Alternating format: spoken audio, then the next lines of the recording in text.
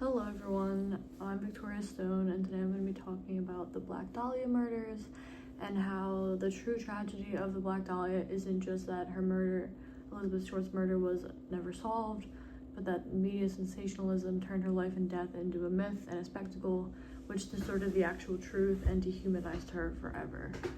So just some key facts about the crime itself. On the morning of January 15th, 1947, a woman named Betty Bersinger was actually walking with her daughter in a vacant lot in Lehman Park, Los Angeles, and she stumbled upon what she thought to be was a mannequin kind of just discarded and thrown on the ground, but she actually, upon further inspection, found a bisected body who was later found out to be Elizabeth Short, a 22-year-old aspiring actress. Her body was naked, sliced in half at the waist, and posed in a way that suggested that the killer had actually placed her body there meticulously and planned the crime. There was also not a single drop of blood at the scene, so it indicated that she'd been killed elsewhere, and then her body was brought to the park and staged out, kind of to be found. By who? We don't know, but just they wanted someone to find her. So there were actually a lot of challenges throughout this investigation when it was active and had people originally in 1947. Again, this happened in 1947, so forensic technology was non-existent, essentially. And there was also a huge suspect list and very little evidence to actually go on. The FBI was able to use sound photo to get fingerprints in 56 minutes, which at the time was really fast. And they identified the victim as Elizabeth Short. She was an up-and-coming Hollywood actress that preferred to wear sheer black clothing, so because of this, she was deemed the Black Dahlia by media, which came from a movie called The Blue Dahlia that was released the year prior. And this case was sensationalized of this because she was a pretty aspiring actress, and it was like a female victim and a crazy story, so it was good headlines. The case was actually a difficult case when it first came out, and it wasn't just a failure of the LAPD and some kind of incompetent detectives. The crime scene had little physical evidence at it. The killer had cleaned the body, and there was no blood, there was no fingerprints or DNA other than Elizabeth's own. There was like a surgical precision to the way that she was cut in half, suggesting that the killer had medical knowledge or was a butcher or something in that field that would know how to butcher a body that way. But this clue gave nothing to identify a suspect. I mean, Los Angeles has many medical personnel that could have been capable of doing such a thing. So the popularity of this case also attracted many false confessions. So over 60 people claimed that they had killed her, or that they knew somebody that killed her, or something along those lines. And these actually complicated the investigation and diverted resources from viable real leads, so they kind of muddied the waters, and instead of focusing on legitimate leads that could have maybe gotten this case solved, they were just inundated with false leads and confessions. So this sensational nature of the crime and the media coverage of the crime made this a hard environment for investigators to work in, and the press actually interfered with the investigation by publishing rumors and speculative stories that led to public misperceptions and actually hindered police efforts because it muddied the waters between actual fact and what the media was making up to get the headlines and sell papers. So there's an argument that LAPD corruption at the time had actually lost the case and was the reason behind it going unsolved. And at the time, LA citizens had very negative impressions of the police and policing and investigative work. They had thought that, they had armed gangsters running on the streets with guns that weren't arrested, and that, every week in the newspaper there were unsolved murders and citizens wondering why there's these crazy maniacs just out and about in the streets. And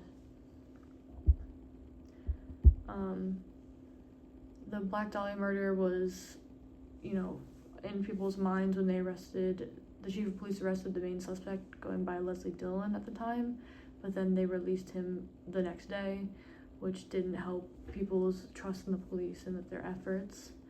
And even though the public at the time had a very bad view of police and doubted them, this rise of crime premise that the jury and everyone at the time was riding on was actually false. The murder rate was falling every year in the post-war period. So in 1946 it was 220 deaths. In 1947 it was down to 209, and then it was way further down to 162 in 1948. So the number of deaths and brutal murders actually was decreasing, but the amount of newspaper columns and photos publicizing these killings skyrocketed because people wanted more Black Dahlia-esque stories and these sensational, headlines that sold papers and made them money. And the amount of stories coming out led to a public perception that there's crime and nothing's being done about it and there's no progress being made, which was actually untrue. And then also, in this case, the vigilantism muddied the waters and made it more complicated. In October of 1948, so the year after the murder, True Detective magazine published a story about the Black Dahlia murder, falsely implying many victims. And then a Dr. J. Paul D. River, LAPD's self-appointed sex expert crimes guy, used the media to pursue a suspect, Leslie Dillon, as mentioned before, and he had no real evidence and kind of manipulated him into cooperating and confessing, and then he illegally detained him to force another confession during the investigation, which led to them having to let him go because the investigation was illegal, essentially. And this led to Dillon eventually was able to alert the public as to what the LAPD was doing to him. He tossed a plea for help out of a window and was like, "Help, they're after me." And this exposed the LAPD's misconduct and kind of got his case thrown out. And investigations later revealed he was innocent and that the grand jury exposed to corruption within the LAPD, which reinforced the public's view that the law enforcement was acting on personal theories and vendettas rather than actual evidence. So this just proves that it can be dangerous when individuals take justice into their own hands and act on personal bias instead of real proof, like vigilantes. The investigator River believed he knew the criminal and knew that Dillon was this guy, and he actually acted outside the bounds of law and evidence and his rights as a police officer, and violated the rights of Dillon and almost ruined his life by calling him this killer that he wasn't. And vigilante justice often stems from pride and personal obsession and wanting to be the hero, and it actually leads to further injustice instead of actually solving crimes by implicating people that had nothing to do with it. So real life doesn't work like the movies, and vigilantism can make an investigation more complicated for official investigators that are actively working on a case, because even for actual investigators working on a case, because they want to be the hero and be the one to solve it, so they kind of become obsessed, especially with popular cases like Black Dahlia. So this is an example as to why due process is important and why protecting the rights of suspects are important, so that these emotional, high-profile cases don't violate anyone's rights. So many media sources, like the Los Angeles Herald, Express, and the Examiner, exaggerated and sexualized Elizabeth Stewart's life. So they played a major role in distorting public understanding of her as a person. And instead of reporting on the crime, they reported on her lifestyle and sexualized her image, because she was considered pretty and not necessarily popular, but she was a pretty woman. And they portrayed her as promiscuous, as a party girl, and as a desperate wannabe actress, which just wasn't true. One of the headlines read, "Girl victim of sex fiend found slain," and it was a 2-column headline that broke it up into "Girl victim of sex" and then "Fiend found slain," which indicates that the sex fiend was murdered and the fiend was murdered and the crime committed against the girl was sex when she was murdered and a victim. So this just shows that coverage like this has lasting consequences. This coverage shifted public perception away from Short as a victim and led to a curiosity about her sex life and like what was she doing, like is it her fault that she was killed, like who was she running around with and things like that. So by focusing on this scandal instead of the facts of the case, the press turned her into this object of fascination and kind of a celebrity affair rather than a human being that was brutally killed and, you know, deserving of justice, not just for her but her surviving family. And this led to the compromised integrity of her investigation because this media sensation and frenzy led to false confessions and leads that went nowhere. And it also established a pattern of where victims of violent crimes are blamed from their own victimization based off of their supposed lifestyle as the media portrays them. So it could be argued that the media kept the case alive and could have led to its solvability. And while this is true, the issue in this case is with the media's reporting. So they weren't just reporting facts as they learned new info and keeping the public up to date on investigations, but they actually helped create the story behind it. So they created myths and distorted the stories in ways to make headlines and sell papers, and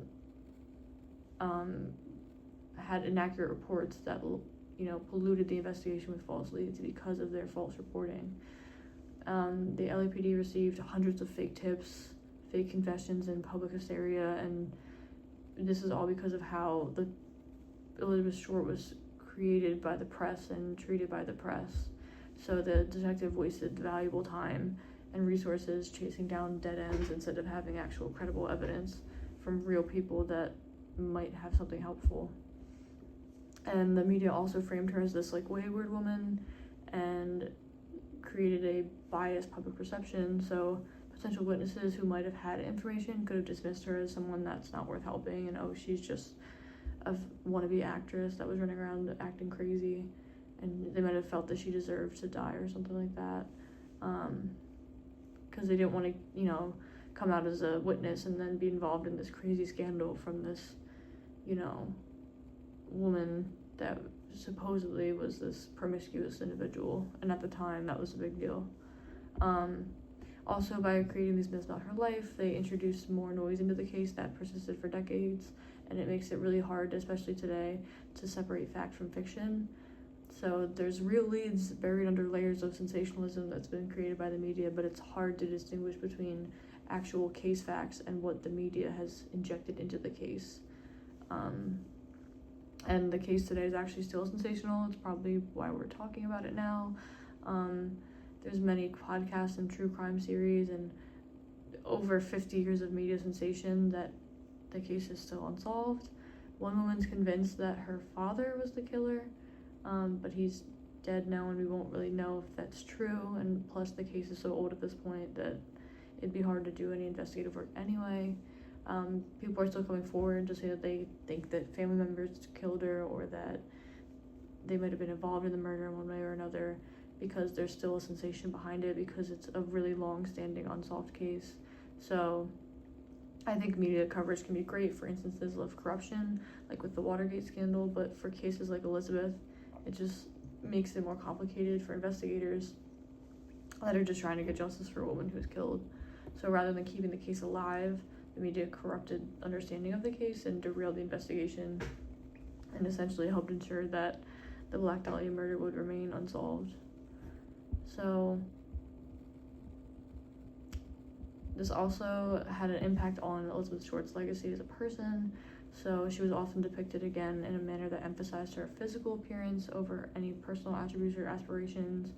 Like, we know more that she liked to wear black, and that what her pictures of her and what she looked like, rather than her actual personality and what she liked to do in her free time. She was nicknamed the Black Dahlia and portrayed this mysterious and alluring figure that wore like black mesh and was this kind of noir-esque, you know, woman, when really she was a woman that was killed, that had a family and a community and friends that miss her, and they're never gonna have an answer to that because she was turned into a symbol of noir and glamour, and it took away from the reality of her death. So these didn't only hinder the investigation, but they left an impact on how she's remembered as a person. And she's not being honored as a woman whose life was taken, but she's this icon of Hollywood's dark allure, and like, ooh, mysterious actress is killed and we don't know why, and she's just this sensation. So society prioritizes mystery and myth over the humanity of the victims. So the media was more fascinated by the brutal cinematic nature of her death and rather than her life as a person. So they don't care that she was a 22-year-old woman that had dreams and hopes, but she was turned into this dark legend. And having the nickname the Black Dahlia and referring to her as that instead of her actual name transformed her from a human being into this symbol of tragedy and glamour within Hollywood because she was an aspiring actress. So this, obsession with the case created a loop of, gruesome and horrible things and the public feeding into it and wanting to hear more. And it detached society from the reality that it was an actual person behind this. And so this speculation replaced public empathy, which replaced justice and created conspiracy theories instead. So, society as a whole enjoys tragedy as a form of entertainment. They consume it.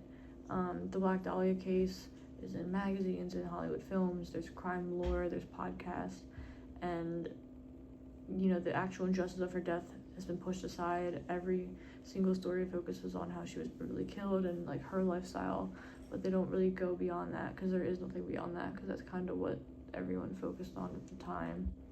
So detective films as a whole and true crime as a genre contribute to this practice by desensitizing the public to tragedies and turning them into entertainment for profit.